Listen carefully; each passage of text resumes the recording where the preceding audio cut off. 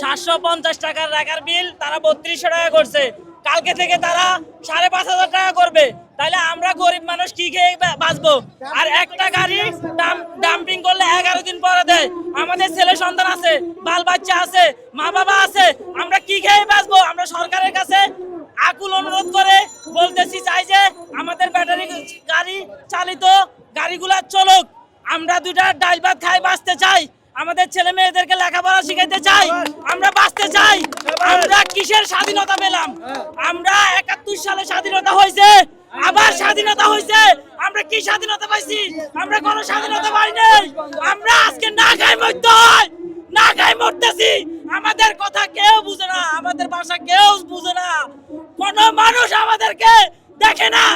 আমরা আজকে কোন অবস্থায় আছি, কিভাবে আমরা খাইতেছি, কিভাবে আমরা বাঁচতেছি।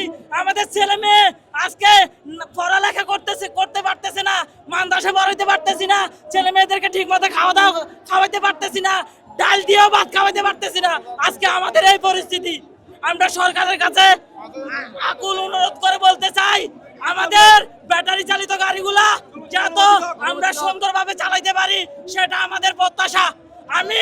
আমি মরে যেতে ইচ্ছে হয়। আমি কি দেশে আছি? আমি এটা কি বাংলাদেশ? এটাই চাইছি আমরা। এটাই কি বাংলাদেশ? আমরা তো এই বাংলাদেশ চাই নাই। আমরা চাইছি দুটা ডাল ভাত খেয়ে বেঁচে থাকার জন্য। এই থেকে আমরা মরে যাবো ভালো। নিজেকে মেরে ফেলতে ইচ্ছা হয়। আমরা বাঁচতে চাই না এই বাংলাদেশে। এই বাংলাদেশে আমরা থাকতে চাই না। আমরা ডাল ভাত খেয়ে বাঁচতে চাই। আমাদের হাক আর কি কেউ শুনে না, আমাদের হাকের কেউ উপরের পর্যায়ে যায় না। আমরা কি বাঁচতে পারবো না? আমরা কি এই দেশের নাগরিক না? আমরা কি এই দেশের নাগরিক না? আমরা কি বেশি এসেছি? রোহিঙ্গারা তো ভালো চলে, রোহিঙ্গারা তো ভালো খাবার খাচ্ছে, রোহিঙ্গারা তো আলিশান ভাবে থাকতেছে। আমরা কি অন্যায় করছি?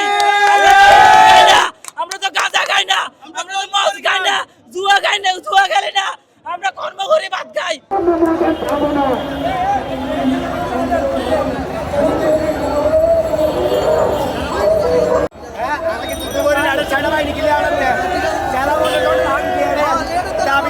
শেষ করব, তারপরে আরো রোড থাকবে।